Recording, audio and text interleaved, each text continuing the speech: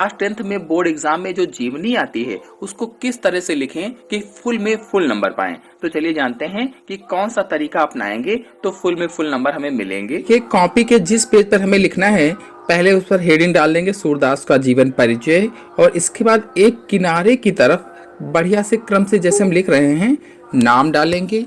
नाम डालने के बाद नाम लिखेंगे सूरदास, अगर किसी और की जीवनी लिख रहे हैं तो उसका नाम लिखेंगे।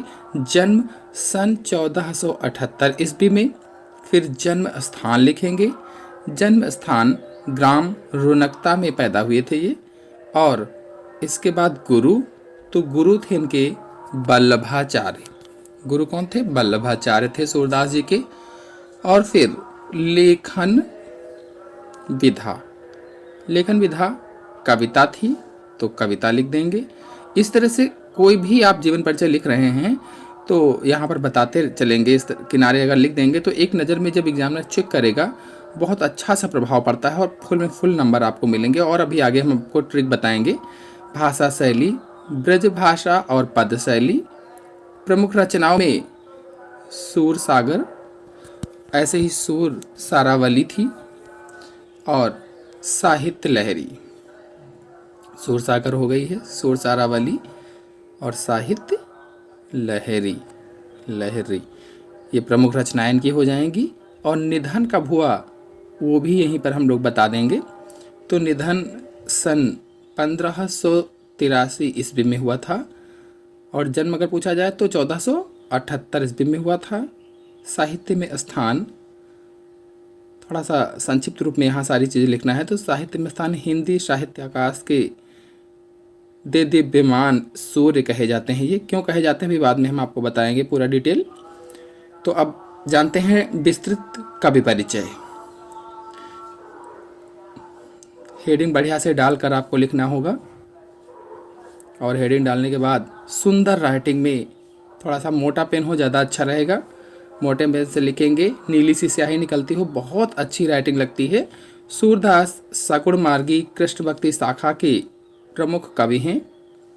इनका जन्म आगरा से मथुरा जाने वाली सड़क पर स्थित रोनकता गांव में सन 1478 ईस्वी में हुआ था। तो पहले इनके बारे में कहाँ पैदा हुए, किस गांव में पैदा हुए, इस तरह से बता देंगे। कुछ विद्वान इनका जन्म दिल्ली के निकट सीही गांव में मानते हैं, यानी कुछ लोगों का कहना है कि सीही ग्राम में पैदा हुए थे। बढ़िया से अच्छी राइटिंग में आपको लिखना है, शब्दों को अक्षरों को सीधा लिखेंगे। ये बचपन से ही विरक्त हो गए थे और गौ घाट पर रहकर विनय के पद गाया करते थे। बचपन से ही इनके माता पिता का पता नहीं है, खो गए थे, विरक्त हो गए थे और गौ घाट पर रहकर विनय के पद गाया करते थे। एक बार वल्लभाचार्य जी गौ घाट पर रुके। सूरदास ने उन्हें स्वरचित पद गाकर सुनाया। स्वरचित यानी इन्होंने खुद लिखा था, रचा था उसको, स्वरचित पद गाकर सुनाया। वल्लभाचार्य जी ने इनको कृष्ण की लीला गान करने का सुझाव दिया। उन्होंने कहा कि कृष्ण की लीला का आप गान कीजिए। ये वल्लभाचार्य के शिष्य बन गए।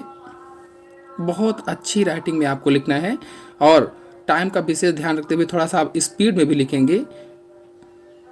वल्लभाचार्य ने इनको गोवर्धन पर बने श्रीनाथ के मंदिर में कीर्तन करने के लिए रख लिया। गोवर्धन पर वहीं पर श्रीनाथ का मंदिर था, तो वल्लभाचार्य जी ने कहा कि आप आइए यहीं पर और कीर्तन कीजिए। तो वहाँ पर कीर्तन के लिए इन्हें रखा गया। वल्लभाचार्य के पुत्र थे विट्ठलनाथ। विट्ठलनाथ कौन थे? वल्लभाचार्य के पुत्र थे।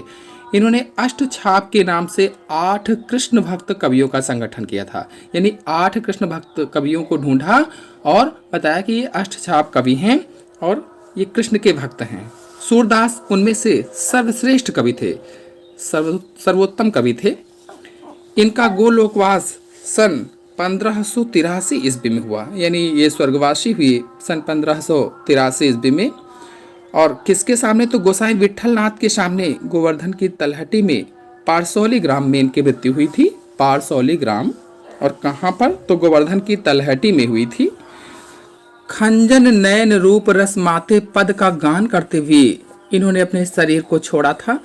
और इतना लिखने के बाद बढ़िया से हाईलाइट कर देंगे मुख्य मुख्य चीज़ें, जो अच्छी अच्छी सी चीज़ें हैं, मेन मेन चीज़ें हैं, उनको हम हल्के से किसी पेन से हाईलाइट कर सकते हैं। और इसके बाद इनकी रचनाएं हेडिंग डालेंगे।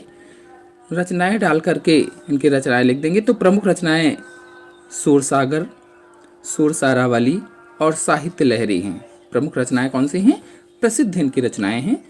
आप चाहें तो लाल पेन का प्रयोग बोर्ड परीक्षा में ना करें, इस जगह पर किसी और पेन का प्रयोग आप कर सकते हैं, लेकिन राइटिंग बहुत ही सुंदर और नीली हो, स्याही नीली हो तो ज़्यादा अच्छा रहेगा। सूरदास के पदों का संकलन सूरसागर में है। सुरसारावली में सूरसागर के 12 स्कंधों को सार दिया गया है, यानी 12 स्कंधों का सार है उसमें। और साहित्य लहरी में जो तीसरी है इनकी रचना, 118 दृष्टकूट पदों का संग्रह है। और फिर देखेंगे सूरदास का साहित्य में योगदान क्या रहा है। तो सूरदास ने कृष्ण के बाल लीलाओं का बड़ा ही मनोरम वर्णन किया है। हमने दूसरे पेन से लिखना प्रारंभ किया, थोड़ा सा पेन खराब हो गया था, आप लोग एक ही पेन से लिखेंगे वहाँ पर। इनका बाल वर्णन विश्व साहित्य की अमर निधि बन गया है। गोपियों के प्रेम और विरह का वर्णन में भी बहुत आकर्षक है। इनका जो गोपियों का प्रेम और विरह का वर्णन इन्होंने किया है वो बहुत ही आकर्षक है। संयोग और वियोग दोनों का मर्म स्पर्शी चित्रण सूरदास जी ने किया है। सूरदास ने प्रेम और विरह के द्वारा सगुण मार्ग से कृष्ण को साध्य बनाया है या माना है। सूरदास ने ब्रज की लीला में श्री कृष्ण भगवान की लीलाओं का ही विश्व विशद वर्णन किया है। सूरदास का संपूर्ण काव्य संगीत की राग रंगनियों में बंधा हुआ है। बहुत ही अच्छी राइटिंग में आपको लिखना है, और ज़्यादा होने लगे तो पैराग्राफ चेंज करके आपको लिखना है, सुंदर सी राइटिंग में लिखना है। देव दिव्यमान इन्हें क्यों कहा जाता है? तो सूरदास जी हिंदी साहित्यावकाश के देव दिव्यमान सूर्य कहे जाते हैं, जिनके समकक्ष अन्य कवि बिल्कुल शून्य के समान हैं कह लीजिए, या साधारण समझे जाते हैं। अंतिम लाइन लिखेंगे और एक बढ़िया सा दोहा थोड़ा सा दूसरे पेन से लिख देंगे। ऐसा करने से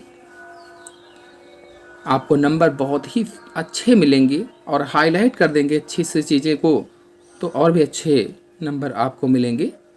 क्योंकि हाईलाइट करने से आप एग्जामिनर जो चेकर होता है उसके संपर्क में बढ़िया से आ जाते हैं, वो समझता है कि आपको सब कुछ आता है। सुर सुर तुलसी ससी उड़गुन के सौदास, अब के कवि खोदत सम जहाँ तहाँ करत प्रयास।